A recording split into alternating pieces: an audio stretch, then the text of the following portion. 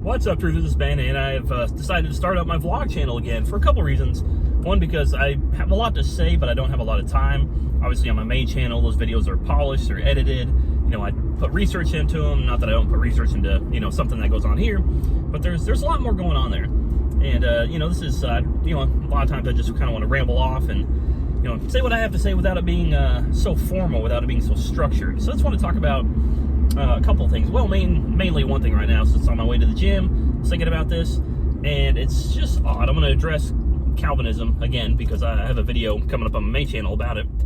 Sorry for the shakiness, by the way.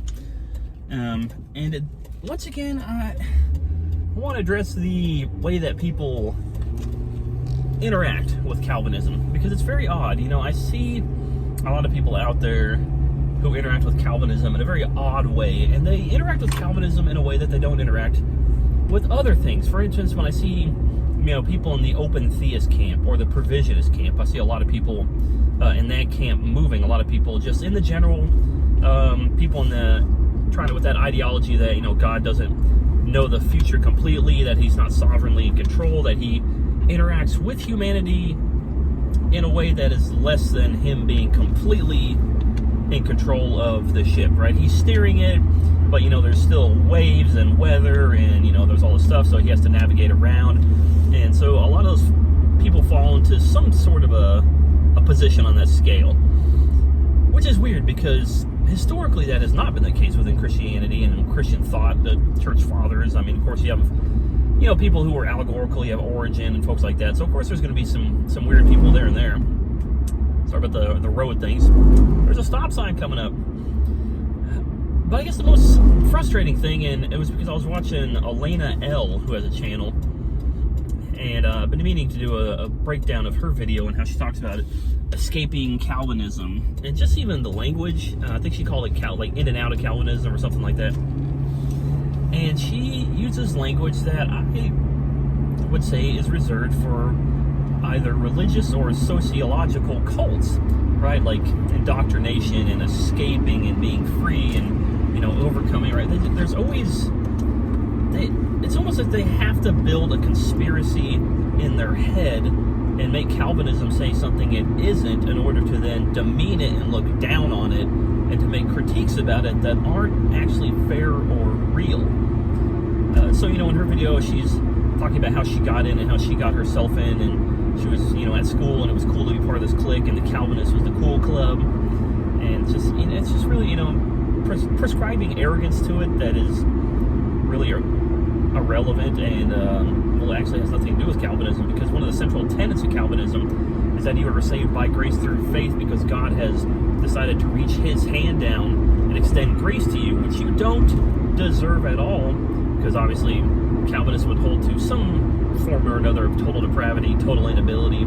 So you can't save yourself. It's a gift of God. So the fact that she thinks that arrogance is involved or connected to that is very odd, and obviously doesn't have anything to do with Reformed theology or Reformed thought. And then she mentions indoctrination, right? She says, I spent years listening to Dr. John MacArthur, being indoctrinated by him. Well, I don't understand how you can claim something as indoctrination from somebody when you chose to do it yourself. It's not like you were at his church on a compound and you were told not to read any other book and you had some kind of a limited access to information on the internet. No, you had full access to everything out there. In fact, I find it the case on my channel and just about every other major channel or author or writer in Reformed theology or Calvinism. They tell you to go out and seek the other positions, to study them, to read history, read the church fathers. So this indoctrination thing, as if it's some kind of a connection between Mormonism, Calvinism, Jehovah's Witness, Christian Science, Seventh-day Adventists, Jim Jones, right? It's such a preposterous position to take to paint Calvinism in this light, but it typically seems that people do that so they don't have to actually interact with the information and argue from Scripture.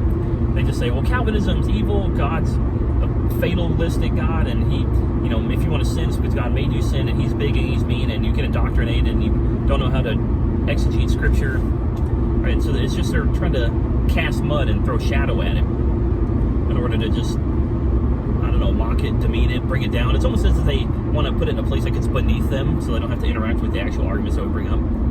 And she went on to say a couple more things, and I'm going to do a video like that, but I see that all the time. It really is weird. Within Calvinism, you know, I would say that open theism is a heretical position, right? I would say it's heresy. Preaching or teaching it is blasphemy. And I would say that, but instead of just sitting here and tearing it down and saying it's dumb and stupid and they don't know what they're talking about and they don't know how to exegete the scriptures, I actually would go to the scriptures and show, but that doesn't usually happen, right? You just got, well, Calvinism, they follow John Calvin and Martin Luther and, you know, Augustinian Manichaeism in 4th century, right? And they don't do a good job of actually dealing with the things that we bring up. Because when we argue, we don't argue from Calvin, we don't argue from Augustine, we don't argue from 4th century, 5th century texts or beliefs or whatever the case is, whatever the claim is, right? Or like I said, the Faith on Fire gentleman, I made a video about him on my main channel, you can go check it out. And he's, you know, just putting ridiculous words into Justin Peters' mouth, making him seem like he's a misogynistic pig and he hates women, and he says women are the cause of all the downfall of the church, which means that no men are the cause of the downfall of the church, right? Putting words into his mouth, ad hominem attacks, making him say things he never said. But that's typically what I see with opponents of Calvinism, which is why people within Calvinism don't tend to take you serious sometimes. Because if you're going to make all these claims and attack Calvinism as if it's one kind of monolithic structure that appeared out of nowhere and is the same as Mormonism, well then I don't really know how to interact with you that much, because you're obviously uneducated. Not stupid. I'm not saying you're dumb. There are some very intelligent people, but uneducated in the fact that you have never spent any time studying Christian cults, the occult. What makes it a Christian cult? What about a sociological cult? Have you ever read Walter Martin's The Kingdom of the Cults, The Kingdom of the Occult? What's the difference between them? What's the difference between a theological belief or an ideology and, you know, like if you're trying to claim that John MacArthur is the, you know, the Brigham Young, right, or the Joseph Smith of Mormonism, and John MacArthur is the Joseph Smith of Calvinism, it's hard to even know what to say at that point. Because Joseph Smith, what he did, his occultic practices, the things he brought in, the fact if you study history, he might have been a Freemason, and all the weird, odd things like the dowsing rods he would use. And if you read Walter Martin's book, he'll tell you about that. And a lot of occultic practices going on there. And then, you know, he would shun and shame other people, you know. And when he died, Brigham Young, which is BYU was named after, took everybody out to Utah and went west. And so they were isolated from everybody. So they had their own community. And so they shut down information exchange. So they weren't allowed to study the other side. If you're trying to claim that's what John MacArthur and Calvinists are doing, and that they're the same as Mormonism and therefore a cult, you're just, it's hard to say anything else than you're wrong and ignorant. Right? The facts don't support that. So if you're going to argue against Calvinism, let's argue the text, which is what we typically do. All right, ramble over, about to get into the gym here.